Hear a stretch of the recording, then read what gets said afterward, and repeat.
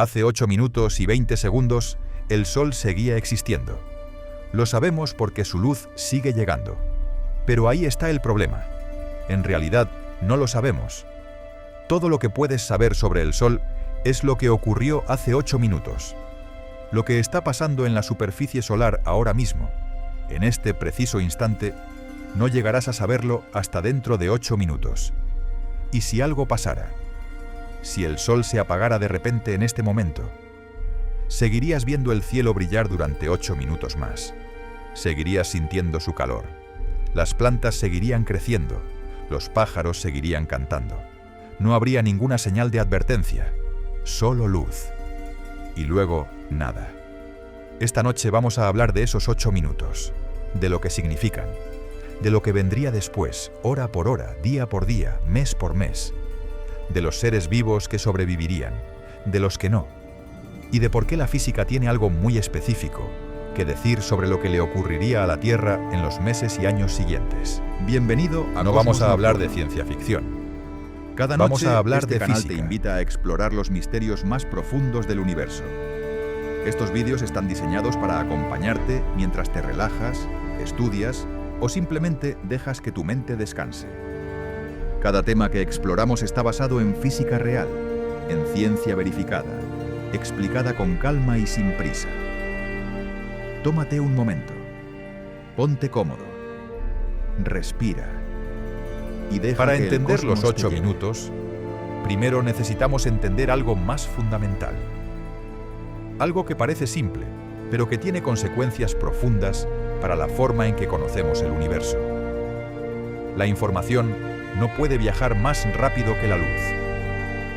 Esta no es una limitación tecnológica.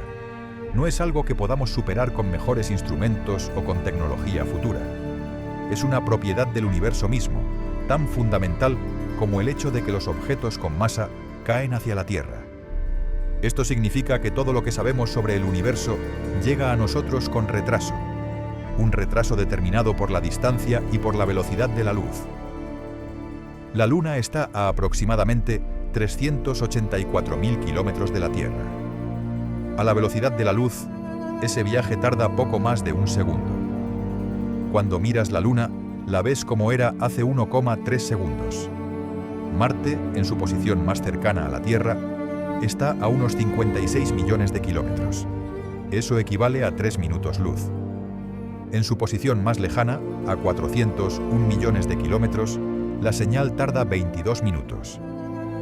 Cuando las sondas espaciales que orbitan Marte, como la Mars Reconnaissance Orbiter, envían una fotografía a la Tierra, esa imagen ya tiene entre 3 y 22 minutos de antigüedad en el momento en que la recibimos.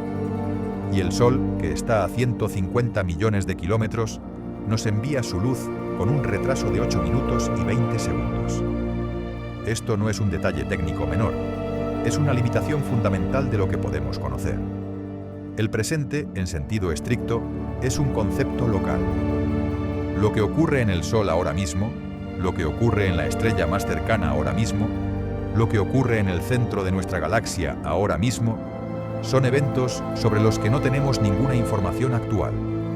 Solo tenemos información sobre su pasado, y ese pasado puede tener entre minutos y miles de millones de años. Hay algo interesante en el escenario del Sol apagándose, una advertencia que existiría, aunque nadie podría interpretarla a tiempo para hacer nada útil. El Sol produce energía a través de fusión nuclear en su núcleo. En ese proceso, además de fotones de luz, se producen partículas llamadas neutrinos. Los neutrinos son extraordinarios. Son partículas subatómicas con una masa casi nula y sin carga eléctrica. Esto significa que prácticamente no interactúan con la materia. Pueden atravesar el planeta Tierra de lado a lado sin tocar un solo átomo. En este momento, mientras escuchas esto, billones de neutrinos solares están atravesando tu cuerpo. Cada segundo. Sin que lo notes, sin ningún efecto. Ahora bien, los neutrinos viajan prácticamente a la velocidad de la luz. Para los procesos que ocurren en el núcleo solar, un fotón de luz tarda unos 100.000 años en abrirse paso desde el núcleo hasta la superficie del Sol. Los neutrinos, en cambio, escapan en segundos. Esto significa que si el Sol dejara de producir energía ahora mismo, los neutrinos dejarían de llegar a la Tierra aproximadamente 8 minutos después del evento. Los fotones de luz visible, que tardaron 100.000 años en salir del núcleo, seguirían llegando durante ese tiempo. En la práctica, para nuestro escenario mental del apagón repentino del Sol, los detectores de neutrinos como el Super Kamiokande en Japón o el Ice Cube en la Antártida registrarían una caída abrupta en el flujo de neutrinos solares unos 8 minutos después del evento. Pero ese sería el único aviso. Y no serviría de nada porque la luz llegaría al mismo tiempo. La primera pregunta que surge intuitivamente es: ¿si el Sol se apaga, nos congelamos de inmediato? No. Y entender por qué requiere pensar en cómo funciona el calor. El calor no es una sustancia, no es algo que el Sol envía y que se queda flotando en el espacio esperando llegar a la Tierra. El calor es transferencia de energía. Y la Tierra tiene energía almacenada en sus sistemas. La atmósfera terrestre contiene una enorme cantidad de energía térmica. El aire que nos rodea ha absorbido calor solar durante siglos. Pero la capacidad calorífica de la atmósfera es limitada. El aire se enfría rápido cuando deja de recibir energía. Los océanos son completamente diferentes. El agua tiene una de las capacidades caloríficas más altas de cualquier sustancia conocida. Eso significa que el agua puede absorber cantidades enormes de calor sin cambiar mucho de temperatura y puede liberar ese calor lentamente durante largos periodos. Los océanos de la Tierra han absorbido calor solar durante 4.000 millones de años. Son depósitos térmicos de escala planetaria. En ausencia de Sol, la pérdida de calor de los océanos sería gradual. Muy gradual al principio. La superficie oceánica comenzaría a enfriarse desde arriba, porque el agua fría en la superficie es más densa y se hunde, creando corrientes que mezclan el calor desde las capas más cálidas hacia arriba. Esta mezcla actuaría como una especie de radiador que distribuye el calor almacenado uniformemente, ralentizando el enfriamiento. Para las regiones costeras y las zonas con acceso oceánico cercano, el proceso de enfriamiento severo podría tardar meses en hacerse crítico. Para las regiones continentales sin acceso al océano, el proceso sería mucho más rápido. Volvamos ahora al momento del apagón y recorramos lo que ocurriría hora por hora. En el minuto 8, el último fotón de luz solar alcanza la atmósfera. El cielo se oscurece. No hay amanecer. En la primera hora, la temperatura superficial no habría cambiado de forma significativa. El calor almacenado en el suelo, en los edificios, en la capa superior del suelo, amortigua el cambio inicial. Lo que sí cambia inmediatamente es la psicología. La oscuridad en pleno día es uno de los eventos más psicológicamente perturbadores que puede experimentar una civilización. Los eclipses totales de sol, que duran apenas unos minutos, han generado pánico masivo en culturas de todos los periodos históricos. La oscuridad permanente en pleno día, sin ninguna explicación disponible en los primeros momentos, provocaría una respuesta de pánico colectivo de escala sin precedentes. Los sistemas de comunicación, que dependen en gran parte de satélites con paneles solares, comenzarían a experimentar problemas en las primeras horas conforme las baterías de respaldo se agotaran sin carga solar. Las redes eléctricas, que dependen de energía solar fotovoltaica, perderían su aporte. En países con alta penetración de energía solar, esto representaría una fracción significativa del suministro eléctrico. La temperatura exterior, sin embargo, en la primera hora, seguiría siendo prácticamente la misma que antes del apagón. El frío vendrá después. En las primeras 24 horas, la temperatura media en la superficie terrestre caería entre 1 y 3 grados centígrados. Una cantidad aparentemente pequeña, pero con efectos distribuidos de forma muy desigual. Las regiones polares, que ya se encuentran en oscuridad durante meses del año y que tienen menor capacidad de retener calor, experimentarían caídas de temperatura más rápidas y pronunciadas. Las regiones tropicales, rodeadas de océanos cálidos y con mayor masa de aire caliente retenida, mantendrían condiciones más moderadas durante más tiempo. Las plantas no morirían en el primer día, mantienen reservas de glucosa y pueden continuar procesos metabólicos básicos durante horas o días sin luz solar activa. Pero la fotosíntesis se detiene desde el primer momento sin luz. Los animales nocturnos continuarían con sus ritmos normales. Los animales diurnos, incluyendo los humanos, experimentarían una disrupción profunda de sus ciclos circadianos, los ritmos biológicos internos sincronizados con el ciclo de luz y oscuridad. El insomnio masivo, la desorientación temporal y el impacto sobre la salud mental serían efectos tempranos y significativos sobre la población humana. Los sistemas de producción de alimentos industriales, que requieren electricidad para refrigeración, procesamiento, almacenamiento y distribución, comenzarían a verse afectados conforme el suministro eléctrico se volviera inestable. En los primeros 7 días, la temperatura media global habría caído entre 5 y 10 grados centígrados. Esto puede sonar moderado, pero recordemos que el cambio climático que tanto preocupa a los científicos implica variaciones de 1 a 3 grados en el mismo periodo histórico. Una caída de 10 grados en una semana sería catastrófica para la agricultura, para los ecosistemas y para los sistemas sociales. Las corrientes oceánicas, que son en parte impulsadas por la diferencia de temperatura entre el ecuador y los polos, comenzarían a alterarse. Sin calor solar que caliente preferentemente las regiones tropicales, el gradiente de temperatura que mueve las corrientes se reduciría gradualmente. Las corrientes oceánicas son el sistema de calefacción y refrigeración del planeta. La corriente del Golfo, por ejemplo, mantiene a Europa Occidental entre 5 y 10 grados más cálida de lo que estaría sin ella. La alteración de estas corrientes redistribuiría el calor restante de formas impredecibles y potencialmente contradictorias, con algunas regiones calentándose temporalmente, mientras otras se enfrían más rápido. Los vuelos comerciales dejarían de ser posibles en la mayoría de las regiones, no por el frío, sino por la ausencia de combustible de aviación disponible a medida que el sistema global de transporte y distribución colapsara. La prioridad global se convertiría en una sola cosa: encontrar fuentes de energía y de alimento que no dependieran del sol. En el primer mes, la temperatura media global habría caído entre 15 y 25 grados centígrados. Dependiendo de la región y de la proximidad oceánica, algunas zonas ya experimentarían condiciones árticas. Los cultivos en latitudes medias y altas habrían muerto completamente. Los cereales, que son la base de la alimentación de la mayor parte de la humanidad, requieren ciclos de luz solar para completar su desarrollo. Sin luz, simplemente paran de crecer y mueren. Las reservas de alimentos en almacenes y silos representan aproximadamente entre 1 y 3 meses de consumo global en condiciones normales.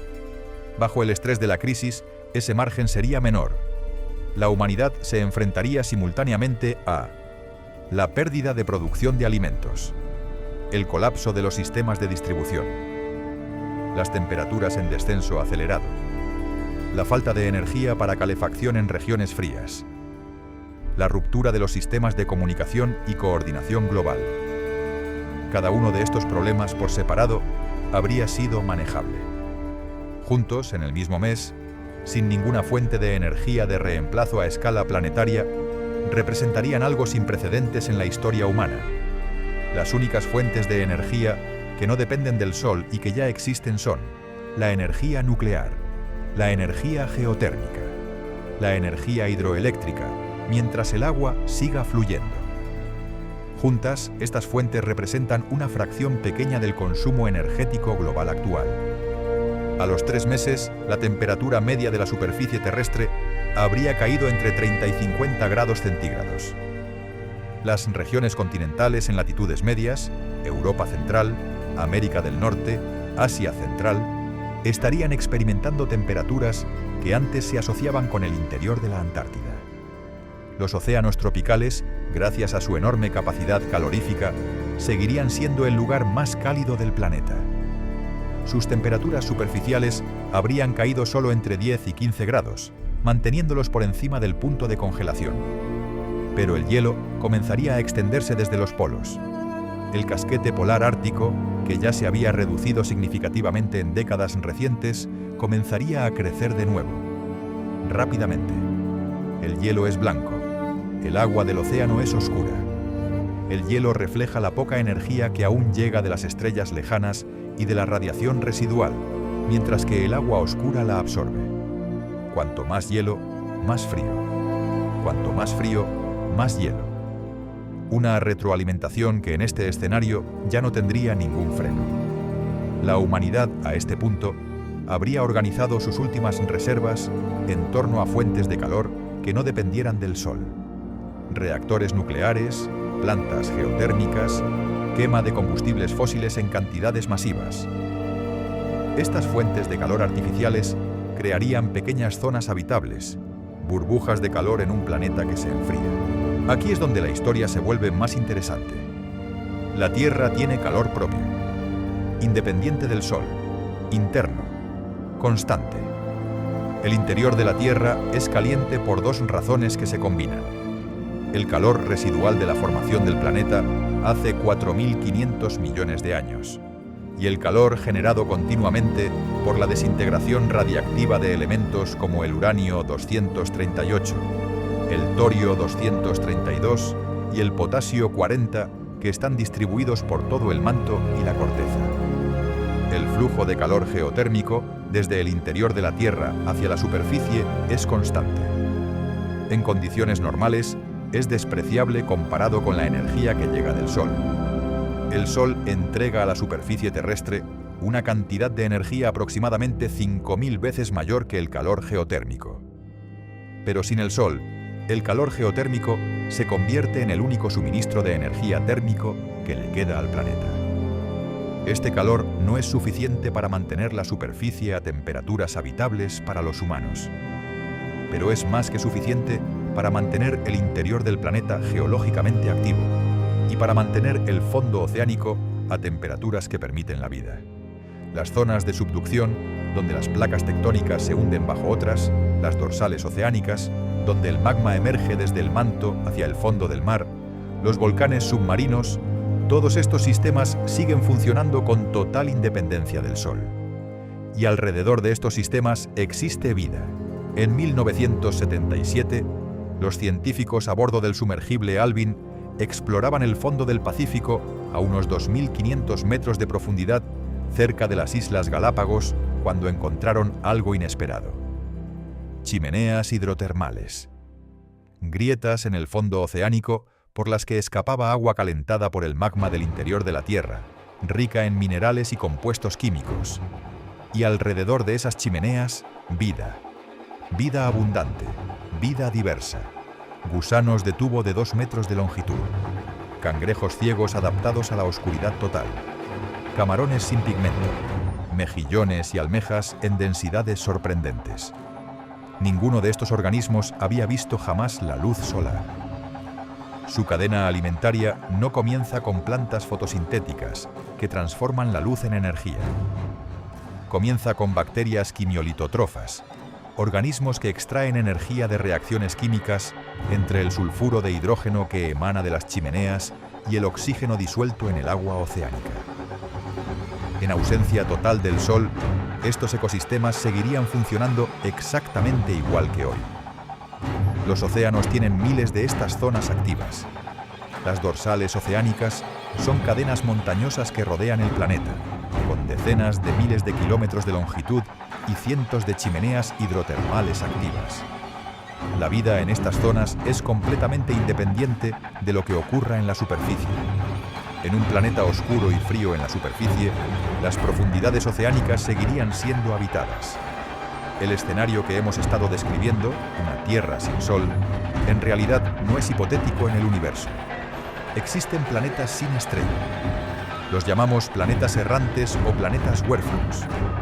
Son cuerpos del tamaño de planetas que no orbitan ninguna estrella. Vagan por el espacio interestelar, en la oscuridad, sin ninguna fuente de calor externa. Los astrónomos han encontrado evidencia de que estos planetas son sorprendentemente comunes. Algunos estudios sugieren que podría haber más planetas errantes en la Vía Láctea que estrellas con planetas orbitándolas. La mayoría de estos objetos se formaron como planetas normales en sistemas estelares y fueron expulsados por interacciones gravitacionales con otros planetas o con la propia estrella en las etapas tempranas del sistema. La pregunta científica que hace este tipo de objetos extremadamente interesante es si podrían tener vida. Un planeta lo suficientemente grande, con suficiente calor geotérmico y con un océano subsuperficial mantenido líquido por ese calor, podría en principio sostener ecosistemas similares a los que existen alrededor de las chimeneas hidrotermales en el fondo de nuestros océanos. Sin luz, sin calor externo, en la oscuridad total del espacio interestelar.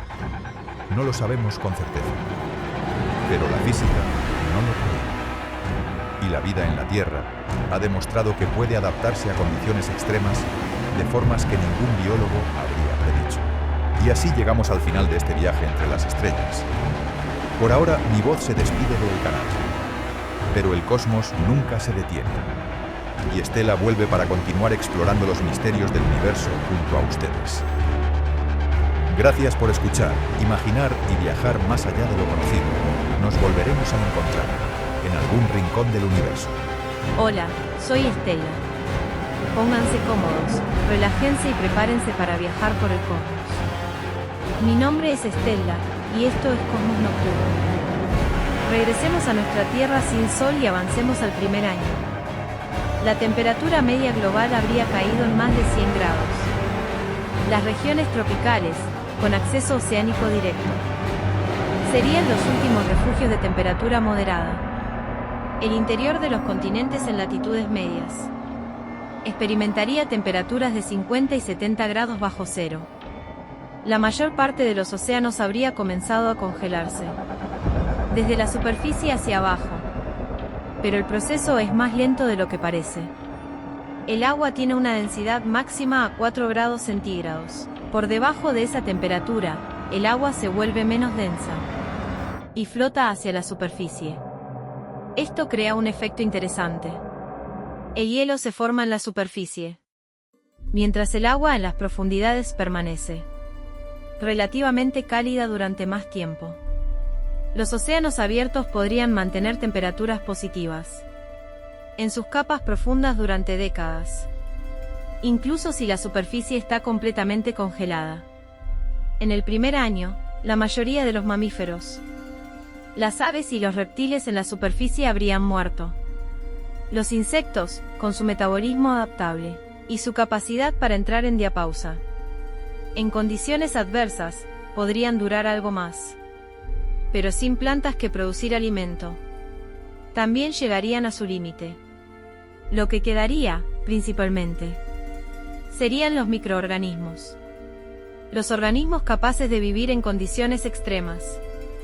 Los extremófilos que habitan en las grietas de la roca a kilómetros de profundidad. Las bacterias que metabolizan compuestos inorgánicos en el fondo oceánico. Los organismos de las chimeneas hidrotermales. La vida en la Tierra no acabaría, pero sería reconocible para cualquier observador humano. En las décadas y siglos siguientes al apagón solar, la Tierra completaría su transición a un estado que los geólogos llaman Tierra bola de nieve. La historia geológica de la Tierra registra al menos 2 episodios en los que la mayor parte o toda la superficie oceánica estuvo congelada. El más reciente ocurrió hace unos 700 millones de años. Estos eventos tardaron millones de años en desarrollarse y en resolverse gracias a la acumulación de dióxido de carbono volcánico que finalmente recalentó el planeta. En nuestro escenario, ese mecanismo de recuperación no existiría. Sin Sol, no habría forma de derretir el hielo acumulado. La Tierra se mantendría congelada, pero el interior del planeta seguiría siendo geológicamente activo. Los volcanes seguirían erupcionando. El magma seguiría ascendiendo. Las placas tectónicas seguirían moviéndose. La actividad volcánica liberaría dióxido de carbono a la atmósfera durante millones de años, sin la fotosíntesis que lo consume. Ese carbono se acumularía. La atmósfera de la Tierra se volvería rica en dióxido de carbono, similar en composición a la de Venus o Marte actuales. Y bajo el hielo de los océanos, los ecosistemas hidrotermales seguirían funcionando. ignorando completamente lo que ocurre en la superficie. La vida en la Tierra, sin su estrella, no terminaría. Se retiraría. Se contraería hacia los lugares donde el calor interno del planeta sigue siendo suficiente para mantener condiciones compatibles con la biología. Y en esos refugios profundos continuaría durante miles de millones de años más. Cosmos ha vuelto. Pónganse cómodos y prepárense para seguir viajando por el universo. Hemos hablado de temperaturas y tiempos, pero quiero detenerme un momento en algo más íntimo, en lo que el frío y el calor hacen exactamente dentro de un ser vivo, porque la vida no es solo una colección de átomos, es un proceso que requiere condiciones muy específicas para continuar ocurriendo. Las proteínas son las máquinas moleculares que hacen funcionar a los seres vivos.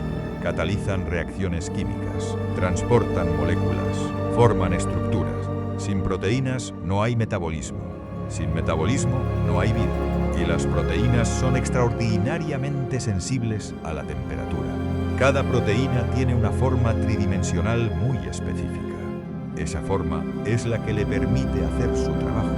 Y esa forma es mantenida por fuerzas débiles entre las partes de la molécula.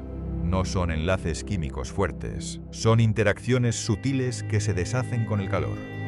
Por encima de cierta temperatura, que varía según la proteína, pero que para la mayoría de organismos de superficie está entre 40 y 50 grados centígrados, las proteínas se desnaturalizan, pierden su forma, dejan de funcionar. Es lo que ocurre cuando cocinas un huevo.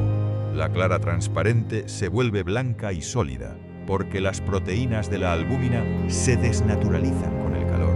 Ese proceso es irreversible. Una vez desnaturalizada, la proteína no recupera su forma original.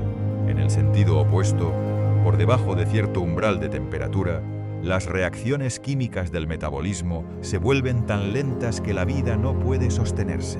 Los seres humanos mueren de hipotermia cuando la temperatura central del cuerpo cae por debajo de unos 28 grados centígrados. No porque el frío destruya directamente las células, sino porque el metabolismo se ralentiza hasta el punto en que el corazón no puede mantener su ritmo. Los insectos, que son organismos de sangre fría, pueden sobrevivir a temperaturas mucho más bajas simplemente ralentizando su metabolismo hasta casi cero. Algunos pueden congelarse parcialmente y recuperarse. Los microorganismos son los más resistentes. Las bacterias esporulantes pueden formar esporas, que pueden sobrevivir condiciones extremas durante siglos. Pero incluso las esporas tienen límites. Ahora quiero llevarte a un lugar que casi nadie visita mentalmente cuando piensa en el fin del Sol: el interior de la Tierra. La Tierra no es una roca sólida y fría. Es un objeto geológicamente activo, calentado desde dentro por procesos que no tienen nada que ver con el Sol. El núcleo interno de la Tierra, una esfera sólida de hierro y níquel de aproximadamente 1200 kilómetros de radio, tiene una temperatura de unos 5000 a 6000 grados centígrados, comparable a la superficie del Sol. El núcleo externo, líquido, rodea al núcleo interno con un radio de unos 3500 kilómetros. Es el movimiento convectivo de este hierro líquido el que genera el campo magnético de la Tierra. El manto, que rodea el núcleo y ocupa la mayor parte del volumen de la Tierra, está a temperaturas de entre 500 y 4000 grados, según la profundidad. ¿De dónde viene todo ese calor? De dos fuentes que se combinan. La primera es el calor residual de la formación de la Tierra. Hace 4.500 millones de años, cuando polvo y roca se acumularon bajo la gravedad para formar el planeta, la energía cinética de toda esa materia, cayendo, se convirtió en calor. La segunda es la desintegración radiactiva. El interior de la Tierra contiene isótopos radiactivos, principalmente uranio 238, torio 232 y potasio 40, que se desintegran lentamente liberando calor. Este calor radiactivo no se agota pronto. El uranio 238 tiene una vida media de 4.500 millones de años, prácticamente igual a la edad de la Tierra. todavía tiene la mitad de su actividad original. El calor interno de la Tierra se filtra hacia la superficie a través de la roca a un ritmo constante. En condiciones normales, este flujo es minúsculo comparado con el calor que llega del Sol. Representa aproximadamente el 0,02% de la energía solar que recibe la superficie. Pero sin el Sol se convierte en todo lo que queda. Y para la vida en las profundidades del planeta, siempre ha sido todo lo que ha existido. En 1977, el sumergible de investigación Alvin descendió a 2.500 metros de profundidad en el Pacífico Oriental, cerca de las Islas Galápagos. Los científicos a bordo esperaban encontrar el fondo oceánico tal como lo imaginaban. Oscuro, frío, prácticamente vacío. Lo que encontraron cambió la biología. En las grietas del fondo marino emergía agua caliente, oscura, cargada de minerales. Temperaturas de entre 60 y 400 grados en el punto exacto de la emisión. Y alrededor de esas chimeneas, vida. No unas pocas bacterias escasas, vida abundante, vida densa. Ecosistemas completos, construidos alrededor de un principio completamente diferente al que sustenta toda la vida de la superficie. Los gusanos de tubo de Rift y Pachiptila pueden alcanzar 2 metros de longitud. Viven en tubos rígidos, anclados al fondo. Dentro de sus cuerpos albergan bacterias simbióticas que realizan quimiosíntesis, el proceso de obtener energía de reacciones químicas en lugar de la luz. Cangrejos ciegos, completamente blancos, sin pigmento alguno. Camarones que navegan cerca de las chimeneas, guiados por sensores de temperatura. Mejillones y almejas en densidades comparables a los bancos de mariscos más productivos de la superficie. Todo esto sin un solo fotón de luz solar. La quimiosíntesis comienza con el sulfuro de hidrógeno que emana de las chimeneas. Las bacterias quimiolitotrofas oxidan el sulfuro de hidrógeno utilizando el oxígeno disuelto en el agua del fondo. Esa reacción libera energía. Y esa energía se usa para fijar carbono, para construir moléculas orgánicas, para fabricar los bloques de construcción de la vida. Es exactamente lo mismo que hace la fotosíntesis, pero usando química en lugar de luz. Y cuando el sol se apagara, estos ecosistemas no lo notarían. Mañana, cuando amanezca, o más exactamente cuando lo haría si no hubiera oscuridad, en el fondo del Pacífico y del Atlántico, y de todos los océanos, los gusanos de tubo seguirán creciendo. Los cangrejos ciegos seguirán moviéndose. Las bacterias seguirán quimiosintetizando. El sol es irrelevante para ellos, porque siempre lo fue. Más profundo todavía que el fondo oceánico, hay otro mundo que la ciencia apenas ha empezado a explorar: el subsuelo profundo. A kilómetros de profundidad dentro de la roca continental, en grietas y poros microscópicos dentro de la piedra, existe vida microbiana. No en abundancia derrochadora como en las chimeneas hidrotermales, sino en pequeñas cantidades, a una densidad muy inferior a lo que encontraríamos en cualquier hábitat de superficie, pero constante, persistente, adaptada a condiciones que no tienen ningún paralelo en el mundo visible. Las bacterias del subsuelo profundo obtienen energía de reacciones entre el agua y los minerales. El agua que se filtra a través de la roca durante millones de años reacciona con el hierro y el silicio del entorno, produciendo hidrógeno. Ese hidrógeno es el alimento de ciertas bacterias, los metanógenos, que lo combinan con dióxido de carbono para producir metano. Un metabolismo extraordinariamente lento, que algunas de estas bacterias se reproducen una vez cada varios miles de años. Una vez cada varios miles de años. Para dar contexto, una bacteria en la superficie, en condiciones favorables, puede reproducirse cada 20 minutos. En el subsuelo profundo, ese mismo proceso podría tardar 10 millones de veces más. Estas bacterias no mueren rápido, pero tampoco viven rápido. Son más como minerales que como organismos en el sentido que la mayoría de las personas entiende la vida. Y son completamente independientes del Sol.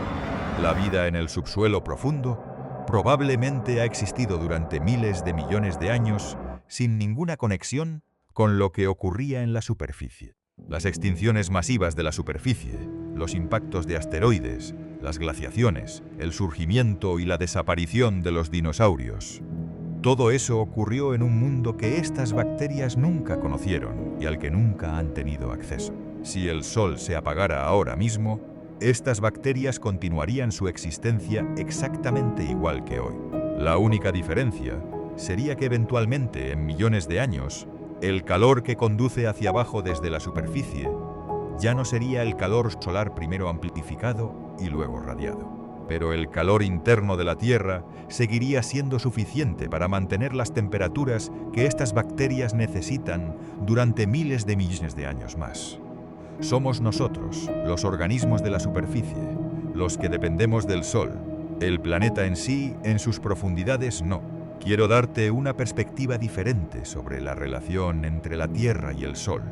La Tierra tiene 4.600 millones de años. El Sol tiene más o menos la misma edad. Han existido juntos desde el principio, pero esa coexistencia no ha sido uniforme. En los primeros 1.000 millones de años de la Tierra, el Sol era aproximadamente un 30% menos luminoso que hoy. La luz y el calor que llegaban al planeta eran significativamente menores. Y sin embargo, la vida surgió en ese periodo. Los primeros fósiles microbianos conocidos tienen entre 3.500 y 3.800 millones de años. Esa vida primitiva surgió con un Sol más débil, prosperó con un Sol más débil, y fue cambiando el planeta mientras el Sol se fortalecía. Hubo periodos en la historia de la Tierra que los geólogos llaman Tierra bola de nieve. Al menos 2, quizás más, durante los cuales la mayor parte de la superficie terrestre estuvo cubierta de hielo. La más intensa, llamada glaciación huroniana, ocurrió hace unos 2.400 millones de años y duró tal vez 300 millones de años. Durante ese tiempo, los océanos tropicales estaban helados. La reflexividad del hielo devolvía la mayor parte de la energía solar al espacio. La temperatura media global podría haber caído a menos 50 grados centígrados. Y la vida sobrevivió, no en la superficie helada, en las profundidades oceánicas, donde el agua mantenía cierta temperatura gracias al calor interno de la Tierra y a la actividad hidrotermal. Cuando finalmente el vulcanismo acumuló suficiente dióxido de carbono en la atmósfera para desencadenar el deshielo, la vida que salió de las profundidades colonizó de nuevo la superficie. La lección que la geología nos enseña es que la vida en este planeta ha sobrevivido condiciones que habrían parecido incompatibles con la biología para cualquier observador razonable del exterior.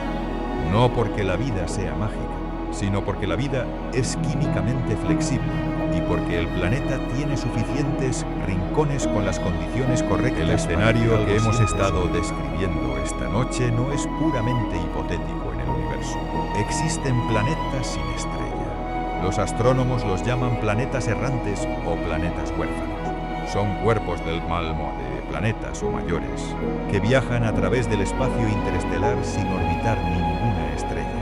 La mayoría probablemente fueron expulsados de sus sistemas solares originales durante los períodos caóticos de formación planetaria, cuando las interacciones gravitacionales entre planetas jóvenes podían eyectar a algunos de ellos hacia el espacio interestelar, y son más comunes de lo que cualquiera esperaba. Algunos estudios basados en efectos de microlente gravitacional, la forma en que la gravedad de un objeto masivo dobla la luz de estrellas tras más lejanas cuando pasa frente a ellas, sugieren que podría haber más planetas errantes en la Vía Láctea que estrellas o planetas. Más planetas sin estrella que planetas con estrella. Si eso es cierto, el estado normal de un planeta en nuestra galaxia no es orbitar una estrella, es vagar en la oscuridad. Y la pregunta científica que hace a estos objetos tan interesantes es exactamente la que nos hemos estado haciendo esta noche. ¿Podría haber vida en ellos? Un planeta lo suficientemente masivo retiene calor interno durante periodos geológicamente largos. Si ese planeta tuvo océanos líquidos durante su periodo alrededor de su estrella original, y si fue expulsado antes de que esos océanos se evaporaran, podría conservar agua líquida bajo una capa de hielo superficial, mantenida no por la luz de una estrella, sino por el calor radiactivo del interior. el mismo mecanismo que mantenemos observando en lunas como Europa y Encélado, pero sin la estrella y sin el calor de marea de un planeta gigante, solo el calor interno. No hay ningún planeta errante conocido suficientemente cercano para que podamos estudiarlo en detalle, pero la física no prohíbe que tengan océanos subsuperficiales. Y si los tienen, la química del agua y los minerales es la misma que aquí. Y la vida, según todo lo que sabemos, sigue la química. En algún lugar en la oscuridad entre las estrellas, en algún planeta expulsado hace miles de millones de años, podría haber algo que se reproduce, que hereda variaciones, que evoluciona, completamente ajeno a nosotros, completamente ajeno a cualquier estrella. Hemos recorrido un camino largo esta noche, desde los 8 minutos de luz hasta las bacterias del subsuelo. Desde el colapso de los ecosistemas superficiales hasta los mundos sin estrella. Pero quiero terminar con algo más cercano, algo sobre lo que significa el Sol no para la biología sino para la mente. Todos los conceptos que utilizamos para medir el tiempo están calibrados en función del Sol. El día es el tiempo que tarda la Tierra en completar una rotación frente al Sol. El año es el tiempo que tarda en completar una órbita. Las estaciones son la consecuencia del eje inclinado de la Tierra en su relación con el Sol. Los ritmos circadianos, los relojes biológicos internos que regulan el sueño, el metabolismo, la secreción hormonal, el estado de ánimo, están sincronizados con el ciclo de luz y oscuridad del día solar. La melatonina se produce cuando el sol se pone. El cortisol sube antes del amanecer para preparar el cuerpo. La temperatura corporal sigue un ritmo de 24 horas. No hemos elegido estas sincronizaciones. Evolucionamos con ellas durante millones de años. En ausencia del sol, los ritmos circadianos se desregularían, sin la señal externa de luz que los pone en hora cada día. Los experimentos de aislamiento temporal, donde voluntarios han vivido en búnkeres sin acceso a la luz natural ni a relojes, muestran que sin la señal del sol, los ritmos biológicos derivan gradualmente. El reloj interno no es perfecto. Sin corrección solar diaria, se vuelve ligeramente asincrónico con el tiempo real. En un mundo sin sol, la experiencia subjetiva del tiempo humano cambia profundamente. Sin el ritmo del amanecer y el anochecer, sin las estaciones, sin el calor de la mañana, la percepción del tiempo se volvería algo fundamentalmente diferente a lo que conocemos. El Sol no es solo energía para los seres vivos. Es el metrónomo del universo observable para cualquier organismo que haya evolucionado en este planeta. Es la referencia a partir de la cual medimos todo lo demás. Y los 8 minutos que tarda su luz en llegar son el recordatorio más cercano y más constante de que el universo no existe para nosotros. Existimos en él, con un retraso de 8 minutos, descubriendo su presente a través de su pasado. Antes de cerrar esta noche, quiero darte una herramienta que cambia la forma en que este tipo de escenarios se sienten. La escala del tiempo cósmico. El universo tiene 13.800 millones de años.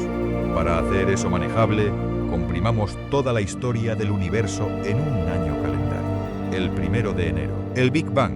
A mediados de septiembre, el Sol y la Tierra se forman. A finales de septiembre, aparecen los primeros microbios en la Tierra. El 29 de diciembre, los primeros animales complejos con esqueleto. El 30 de diciembre a las 6 de la tarde, los dinosaurios se extinguen. El 31 de diciembre a las 11:52 de la noche, aparecen los seres humanos anatómicamente modernos. El 31 de diciembre a las 11:59:55, 5 segundos antes de medianoche. Las primeras ciudades de Mesopotamia, la escritura, la filosofía griega, el Imperio Romano, el Renacimiento, la Revolución Industrial, el siglo XX. Todo lo que ha ocurrido en la historia humana registrada, en 5 segundos del último minuto del último día de un año cósmico. Ahora, con esa escala en mente, los 8 minutos de retraso de la luz solar son un parpadeo dentro de un parpadeo de un parpadeo.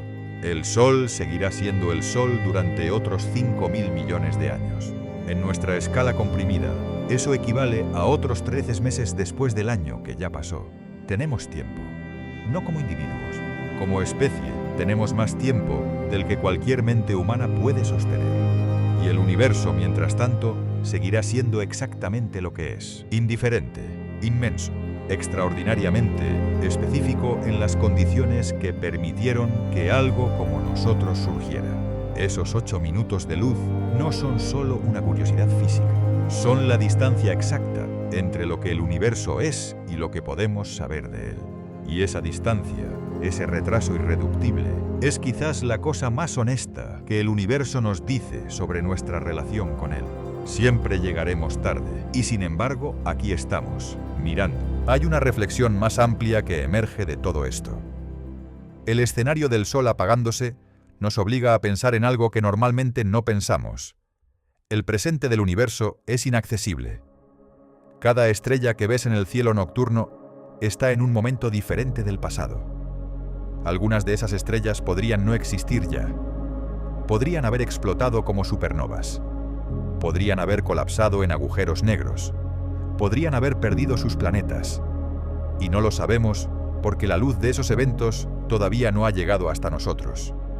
El universo que observamos es en realidad una especie de arqueología lumínica, un registro del pasado codificado en fotones. Cuando los astrónomos apuntan sus telescopios a las galaxias más distantes, ven objetos como eran hace 10 o 12.000 millones de años, antes de que existiera el sistema solar. Y en esas imágenes pueden estudiar cómo se formaron las galaxias, cómo evolucionaron las estrellas, cómo se distribuyó la materia en el universo primitivo. La limitación del tiempo de viaje de la luz no es solo un obstáculo, es también una herramienta. Nos permite mirar hacia atrás en el tiempo simplemente mirando hacia puntos más distantes del espacio. El telescopio espacial James Webb, que comenzó sus operaciones en 2022, puede observar galaxias formadas apenas 200 millones de años después del Big Bang. No porque haya viajado allí, sino porque la luz de esas galaxias, que tardó 13.000 millones de años en llegar, finalmente llegó y el telescopio la capturó. El pasado del universo está disponible para quien lo busca. El presente, nunca. Volvemos al principio, a esos 8 minutos. Son el tiempo que separa lo que el Sol es de lo que sabemos que el Sol es. Son la distancia entre la realidad y el conocimiento de la realidad. Y esa distancia, que en el caso del Sol es de 8 minutos, en el caso del universo puede ser de miles de millones de años. Vivimos rodeados de pasado que parece presente. El Sol que ves no es el Sol que es. Las estrellas que ves no son las estrellas que son. El universo que observas no es el universo que existe. Somos observadores que siempre llegamos un poco tarde, que nunca vemos el presente del cosmos, que construimos nuestra imagen del universo con información que lleva minutos, años o milenios viajando hacia nosotros. Y eso, en vez de ser una limitación frustrante, es una de las características más fascinantes de la condición de ser un ser consciente en este universo. Somos criaturas que surgieron de un proceso que lleva 4.000 millones de años en marcha en un planeta calentado por una estrella de mediana edad, en el brazo exterior de una galaxia espiral en un universo de 2 billones de galaxias.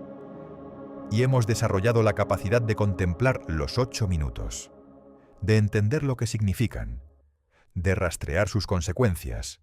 Eso es algo que ningún otro proceso conocido en el universo ha logrado todavía.